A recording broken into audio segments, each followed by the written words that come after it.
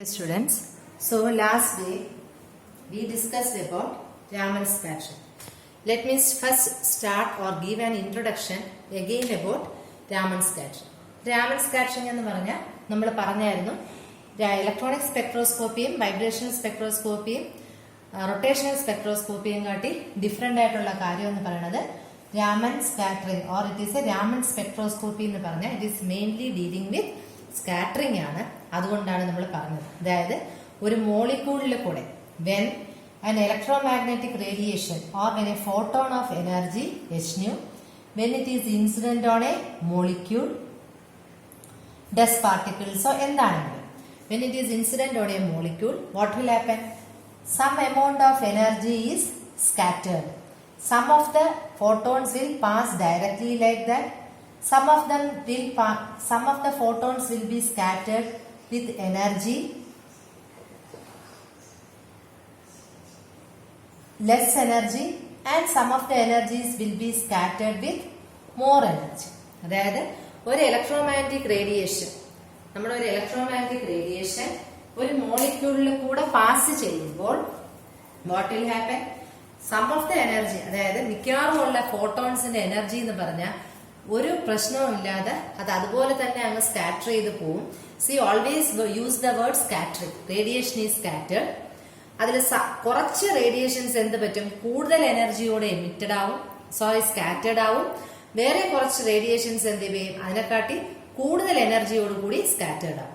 ഇതാണ് നമ്മൾ പറഞ്ഞത്. ഇതാണ് സർ സി വി രാമൻ 1928 പറഞ്ഞത്. അപ്പൊ എങ്ങനെയാണ് ഈ ഡിഫറൻസ് ഇൻ എനർജി അല്ലെങ്കിൽ ഈ ഡിഫറൻസ് ഇൻ ഫ്രീക്വൻസി എങ്ങനെ ഉണ്ടായി? അതാണ് നമ്മൾ എന്തോന്നിൽ പഠിക്കുന്നത്? We are studying in Raman effect. Raman effect എന്തിന്റെയാണ്? Change in frequency. Because E is equal to H nu, which is a constant. അപ്പൊ ഇതാണ് ആ ചേഞ്ച് ഇൻ എനർജി. അതിനെയാണ് നമ്മൾ രാമൻ ഇഫക്റ്റ് എന്ന് പറയുന്നത്. Why there is a change or why there is a inelastic collision അല്ലെങ്കിൽ inelastic scattering. So whenever we are saying about Raman scattering, you say that we are saying about the word scattering. Emitted എന്ന് പറഞ്ഞ word വരരുത്, scattering എന്ന് പറഞ്ഞ word തന്നെ വരണം. അതായത് ഒരു മോണോക്രോമാറ്റിക് റേഡിയേഷൻ ഒരു ട്രാൻസ്പെറന്റ് ആയിട്ടുള്ള മോളിക്യൂൾ, ആ മോളിക്യൂൾ ഒരു ട്രാൻസ്പെറന്റ് സോളിഡ് ആവാം, ഡസ്റ്റ് ഫ്രീ ലിക്വിഡ്സ് ആകാം, അല്ലെങ്കിൽ ഗ്യാസസ് ആവാം. അതിൽ വരുമ്പോൾ എന്ത് പറ്റും? ഈ വരുന്ന റേഡിയേഷനിൽ, അതായത് ഇൻസിഡന്റ് ആയിട്ടുള്ള റേഡിയേഷനിൽ കുറച്ച് റേഡിയേഷൻ ചിലപ്പോൾ കുറഞ്ഞ എനർജിയിൽ സ്കാറ്റർ ചെയ്യും, ചില റേഡിയേഷൻസ് കൂടുതൽ എനർജിയോടെ സ്കാറ്റർ ചെയ്യും, ചില റേഡിയേഷൻസ് അതുപോലെ സെയിം എനർജി സെയിം ഫ്രീക്വൻസിയിൽ തന്നെ സ്കാറ്റർ ചെയ്ത് പോകും. അങ്ങനെ ഉള്ളതിനെയാണ് നമ്മൾ രാമൻ സ്കാറ്ററിംഗ് എന്ന് പറയുന്നത്. ഇനി നമ്മൾ ഈ രാമൻ സ്കാറ്ററിംഗ് പറയുമ്പോൾ we know about the vibrational States അറിയാം അല്ലെ? അപ്പൊ ഒരു വൈബ്രേഷണൽ സ്റ്റേറ്റ് ആണ് നമ്മൾ ആദ്യം രാമൻ പഠിക്കുമ്പോഴേ പറയണത്. Because it is concerned with the molecule. ഇനി നമ്മളൊരു ഗ്യാസ് മോളിക്യൂൾസിന്റെ കുറിച്ചാണ് പഠിക്കുകയാണെങ്കിൽ അവിടെ നമ്മൾ റൊട്ടേഷനെ കുറിച്ച് പഠിക്കും. ഓക്കെ, അവിടെ എന്തോതിനെ കുറിച്ച് പഠിക്കും? റൊട്ടേഷണൽ. ഇനി നമ്മൾ വേറെ ഇപ്പൊ എക്സ്റേ സോഴ്സ് ആണ് പറയുകയാണെങ്കിൽ നമ്മൾ അവിടെ ഒരു ഇലക്ട്രോണിക് സ്റ്റേറ്റ്സും പറയും. ഇപ്പൊ വൈബ്രേഷൻ എന്ന് പറഞ്ഞാൽ നമ്മുടെ സാധാരണ ഒരു മോളിക്യൂളിന്റെ കാര്യത്തിലാണ്. So here we are concerned mainly with the vibrational changes. ഇനി ഒരു ഗ്യാസ് മോളിക്യൂൾ വെച്ചാണ് നമ്മൾ പറയുകയാണെങ്കിൽ we usually stress by rotational and x-ray source ആണെങ്കിൽ നമ്മൾ ഇലക്ട്രോണിക് എനർജി സ്റ്റേറ്റ്സ് പറയും. Now we are going to consider here more about the vibrational states. Okay, അപ്പൊ ഇത്രയാണ് ജനറൽ ആയിട്ട് എന്താണ് ഒരു. പിന്നെ രണ്ടാമത്തെ കാര്യം പ്രത്യേകിച്ച് പറയാം, 1 in millions ആണ് രാമൻ സ്കാറ്ററിംഗ് നടക്കുന്നത്. Mainly we say Rele scattering ആണ് എപ്പോഴും നടക്കുന്നത്. റേലേ എന്ന് പറയുന്നത് ഇതാണ് റെയിലേ ലൈൻസ് എന്ന് പറയുന്നത്. ഇതെന്ന് പറയുന്നത് രാമൻ സ്റ്റോക്സ് ലൈൻസ്. ഇതെന്ന് പറയുന്നത് Raman anti Stokes lines. Okay, അപ്പൊ ഇത്രയാണ് നമ്മൾ ഇന്നലെ ജനറൽ ഇൻട്രൊഡക്ഷൻ ആയിട്ട് പറഞ്ഞത്. നെക്സ്റ്റ് തിങ് നമ്മൾ അത് കഴിഞ്ഞിട്ട് നമ്മൾ പറഞ്ഞു. ഇനി നമ്മൾ അതിനൊരു വെർച്വൽ എനർജി സ്റ്റേറ്റ്സ് വരച്ചായിരുന്നു അല്ലെ? So Raman scattering, Rayleigh scattering, virtual energy levels, ഇങ്ങനെയാണ് നമ്മൾ പറഞ്ഞത്.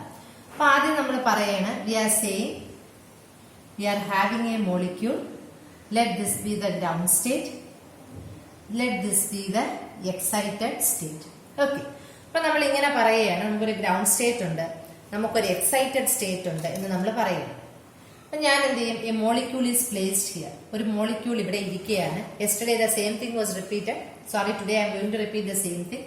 ഇവിടെ ഒരു മോളിക്യൂൾ ഇരിക്കുകയാണ്. ഇവിടെ നമ്മൾ ഒരു ഇലക്ട്രോമാഗ്നറ്റിക് റേഡിയേഷൻ hν കൊടുത്തു. What will happen? ഈ മോളിക്യൂള് ഒരു വെർച്വൽ സ്റ്റേറ്റിലോട്ട് പോയി, അല്ലെ?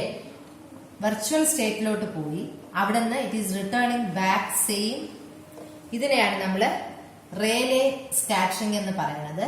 ഇതിനെ നമ്മൾ റേലേ ലൈൻസ് എന്ന് പറയും, തന്നെയല്ല?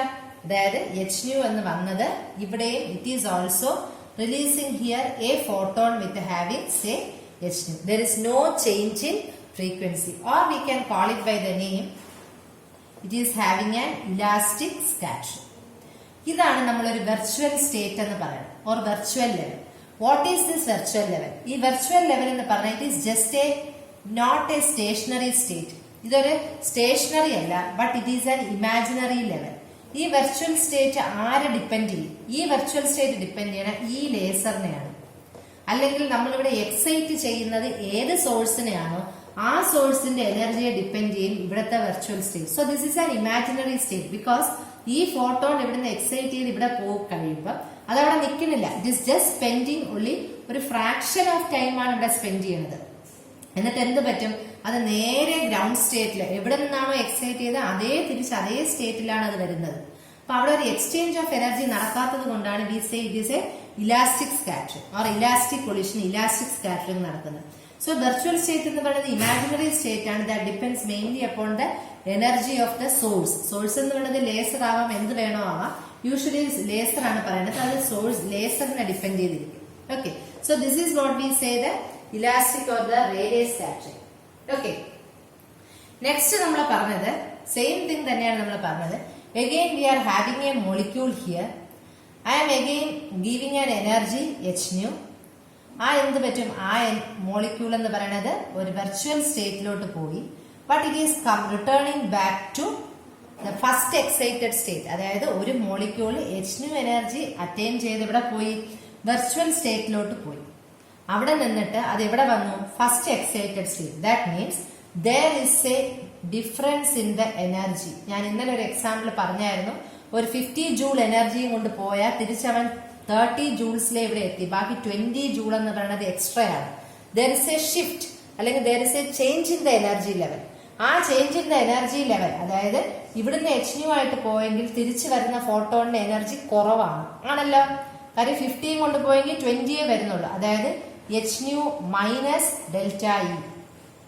hν minus delta. ഇവിടുന്ന് hν കൊണ്ട് പോയി, പക്ഷെ എമിറ്റ് ചെയ്ത ഫോട്ടോണിന് ഈ വന്ന ഇൻസിഡന്റ് ഫോട്ടോണിനെ കാട്ടി എനർജി കുറവാണ്.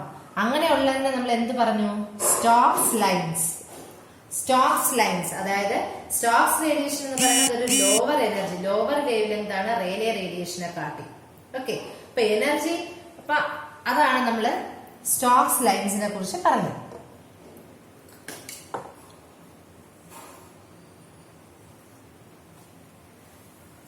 Okay, so that is about the Stokes line. Now again നമ്മൾ പറയുകയാണ്, ഇവിടെ ഒരു മോളിക്യൂൾ ഉണ്ട്. ഈ മോളിക്യൂള് ഇവിടെ ഒരു മോളിക്യൂൾ ഉണ്ട്, പക്ഷെ ഇവിടെ അല്ല, sorry, in the first excited സ്റ്റേറ്റില് ഒരു മോളിക്യൂൾ ഉണ്ട്. ആ മോളിക്യൂളിന് ഞാൻ hν എനർജി കൊടുക്കുകയാണ്. അതെന്ത് പറ്റി? It is going to excited state and it is coming back to its ground state. It is coming back to its ground state. അതായത് hν വച്ച് പോയെങ്കിലും ഇവിടെ എത്ര എനർജി എക്സ്ട്രാ വന്നു? ഡെൽറ്റ ഇ എന്ന് പറയുന്ന എനർജി എക്സ്ട്രാ ആണ്, അല്ലെ? ഇതാണ് നമ്മൾ ആന്റി സ്റ്റോക്സ് ലൈൻ എന്ന് പറയുന്നത്. അതായത് സ്റ്റോക്സും anti സ്റ്റോക്സിലും there was an exchange of energy, so it is known as inelastic collision. ഇവിടെയും നമുക്ക് എന്താണ്? ഇവിടെയും ഒരു എനർജി ഡിഫറൻസ് ഉണ്ട്, അല്ലെ? ഡെൽറ്റ ഇ എന്ന് പറയുന്ന ഒരു എനർജി ഡിഫറൻസ് ഉണ്ട്. അപ്പൊ ഇത് രണ്ടും നമ്മൾ ഇൻഇലാസ്റ്റിക് സ്കാറ്ററിംഗിലോട്ട് ചേർത്തു. കാര്യം ഇവിടുന്ന് പോയിട്ട് തിരിച്ച് ഹയർ എനർജിയിലോട്ടാണ് ആന്റി സ്റ്റോക്സ് ലൈൻ. അതായത് ജനറലി നമുക്ക് പറയാം, there is the energy either increases or decreases. ഇത് ആരെയാണ് ഡിപ്പെൻഡ് ചെയ്യുന്നത്? It is depending on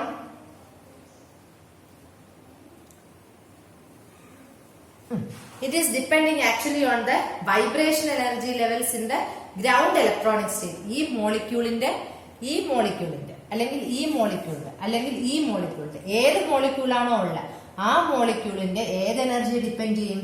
vibrational energy സ്റ്റേറ്റ്സിനെ depend ചെയ്യും. ആ vibrational energy levels ground electronic state, ആ മോളിക്യൂളിന്റെ ഗ്രൗണ്ട് ഇലക്ട്രോണിക് സ്റ്റേറ്റിൽ എത്രയുണ്ടോ അതിനെ ഡിപ്പെൻഡ് ചെയ്തിരിക്കും രാമൻ ഷിഫ്റ്റ് ചെയ്തതിന്റെ സ്റ്റോക്സ് ആണോ ആന്റി സ്റ്റോക്സ് ആണോ, അതെല്ലാം ആരെയാണ് ഡിപ്പെൻഡ് ചെയ്യണത്? Mainly the shift depends on vibrational energy. അതാണ് മെയിൻലി നോക്കുന്നത്. ഓക്കെ, ഇനി സ്കാറ്റേർഡ് റേഡിയേഷന്റെ എനർജി എന്ന് പറയുന്നത് ഇൻസിഡന്റ് റേഡിയേഷനെ കാട്ടി കുറവാണെങ്കിൽ നമ്മൾ അവനെ സ്റ്റോക്സ് എന്നും പറയും, കൂടുതലാണെങ്കിൽ നമ്മൾ ആന്റി സ്റ്റോക്സ് എന്നും പറയും.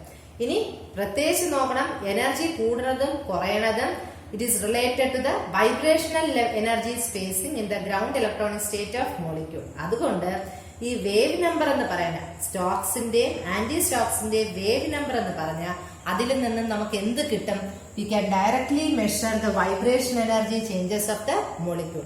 അതായത് സ്റ്റോക്സ് ലൈൻസിന്റെയും ആന്റി സ്റ്റോക്സ് ലൈൻസിന്റെയും വേവ് നമ്പറിൽ നിന്നും we can directly measure the vibrational energy changes. എങ്ങനെയാണ് ഒരു വൈബ്രേഷണൽ എനർജി ചേഞ്ചസ്, ഒരു മോളിക്യൂളിന്റെ വൈബ്രേഷണൽ എനർജി ചേഞ്ചസ് എങ്ങനെയാണെന്ന് we can get the idea when you are studying about the energy increase and decrease of the anti-Stokes law. Okay, അതാണ് അതിലെ main ആയിട്ട് ഒരു important ആയിട്ടുള്ളത് കാര്യം. ഇനി നമ്മൾ പറയുന്നത് ഈവൻ ഇഫ് ഇവിടെ നമ്മൾ പറയുന്ന ആന്റി സ്റ്റോക്സ് ലൈൻസ് ആണ് കൂടുതൽ എനർജിയോടെ ഡൗൺ സ്റ്റേറ്റിൽ വരുന്നത്. Still we say Stokes lines are, അതൊരു ഇമ്പോർട്ടന്റ് കാര്യമാണ്, സ്റ്റോക്സ് lines are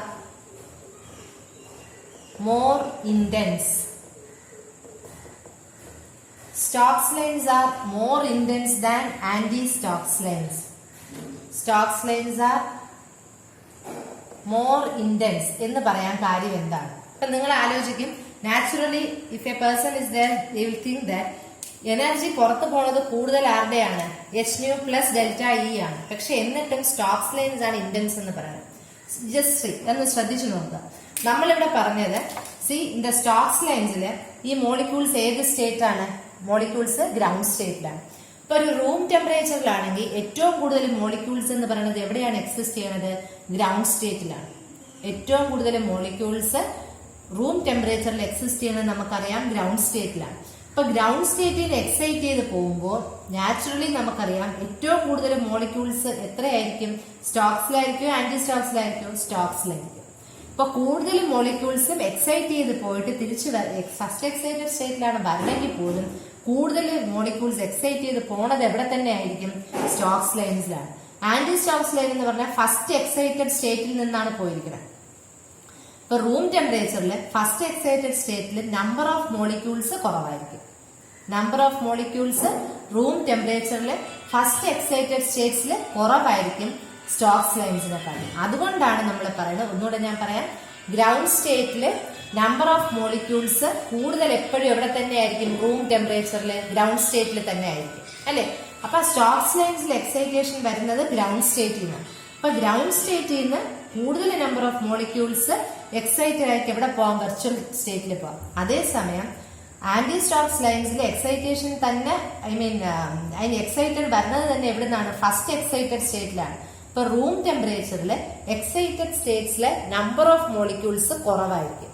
റൂം ടെമ്പറേച്ചറിൽ എക്സൈറ്റഡ് സ്റ്റേറ്റ്സ് ഓഫ് മോളിക്യൂൾസ് എന്ന് പറയുന്നത് കുറവായിരിക്കും, അല്ലെങ്കിൽ number of molecules in the excited states room ടെമ്പറേച്ചറിൽ കുറവായിരിക്കും. അതുകൊണ്ടാണ് ഈവൻ ഇഫ് നമുക്ക് പുറത്തൊരു പ്ലസ് ഇ വന്നാലും നമ്മുടെ ഇന്റൻസിറ്റി എന്ന് പറയുന്നത് കൂടുതൽ വരുന്നത് സ്റ്റോക്സ് ലൈൻസ് ആണ്. കാര്യം ഗ്രൗണ്ട് സ്റ്റേറ്റില് കൂടുതൽ മോളിക്യൂൾസ് ഉണ്ട്. So that is why we say that Stokes lines are more intense than anti Stokes lines. Okay, അപ്പൊ ഇതാണ് നമ്മുടെ ജനറലി രാമൻ സ്കാറ്ററിംഗിന്റെ ഒരു brief outline. One more thing, അപ്പം ഇതിൽ I don't think there will be any doubts. If you have any doubts you can clarify. ഇനി one more thing, ഒരു കാര്യം നമുക്ക് പറയാനുള്ളത്, നമ്മൾ എങ്ങനെയാണ് ഇത് വേവ് നമ്പറിന്റെ ടേംസിൽ how we are going to represent. Okay, അപ്പൊ നമുക്കറിയാലോ സ്പെക്ട്രോസ്കോപ്പിയിൽ we are using wave number which is an inverse of velocity, wavelength. ഇതാണ് നമ്മളെ Rele This is our Rayleigh scattering or elastic collision. Okay. ഇനി നമ്മൾ പറയുന്നത് we are having Stokes lines. We are having Stokes lines and we are having anti-Stokes lines. Okay, we are having Stokes lines and we are having anti-Stokes lines. Stokes lines എവിടെയാണ് വന്നത്? റേലേയുടെ ലെഫ്റ്റിലോട്ടാണ് വന്നത്. Why is it so? അതാണ് നമ്മൾ ഇനി നോക്കാം. അപ്പൊ നമുക്ക് already അറിയാം, നമ്മൾ ഇങ്ങനെയാണ് ഒരു വേവ് നമ്പറിന്റെ ടേംസിൽ സ്റ്റോക്സ് ലൈൻസിനെ ആന്റി സ്റ്റോക്സ് ലൈൻസിനെ റെപ്രസെന്റ് ചെയ്യണം. Why is it so? See, അപ്പൊ ഇതിൽ ഏറ്റവും കൂടുതൽ ഇന്റൻസിറ്റി എന്ന് പറയുന്ന ആർക്കാണ്? റേലിയസ് സ്കാറ്ററിംഗാണ്. അത് കഴിഞ്ഞ് സ്റ്റോക്സും പിന്നെ ആന്റി സ്റ്റോക്സും. നമുക്ക് ഓൾറെഡി അറിയാന്നുള്ളതാണ് we have the energy expression E is equal to h nu or hc by lambda, അല്ലെങ്കിൽ ഇങ്ങനെ എഴുതാം അല്ലെ, hc into nu bar. New bar എന്ന് പറയുന്ന വേവ് ലെങ്ത് ആണ്, ദാറ്റ് ഈസ് 1 by lambda അല്ലല്ലോ. അല്ലെങ്കിൽ we can say that since h and c both are constant, നമുക്ക് എന്ത് എഴുതാം? E is proportional to nu bar എഴുതാമല്ലോ. h ഉം c ഉം കോൺസ്റ്റന്റ് ആയിട്ട് E is proportional to nu bar എന്ന് എഴുതാം. അപ്പൊ ഇവിടെ നമുക്കറിയാം റേലിയുടെ എനർജി എന്തായിരിക്കും? നാച്ചുറലി ഇറ്റ് ഈസ് E0 അല്ലല്ലോ. അതായത് റേലിയുടെ എനർജി എന്ന് പറഞ്ഞാൽ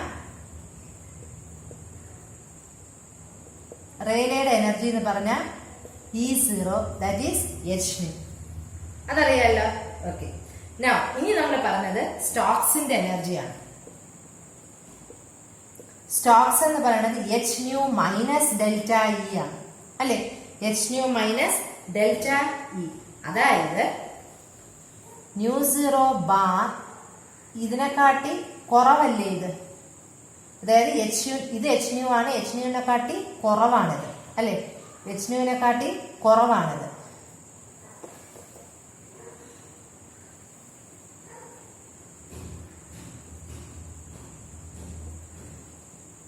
ഓക്കെ. അതായത് nu0 എന്ന് പറയുന്നത് ആരുടെയാണ്? സ്റ്റോക്സ് റേലിയുടെയാണ്.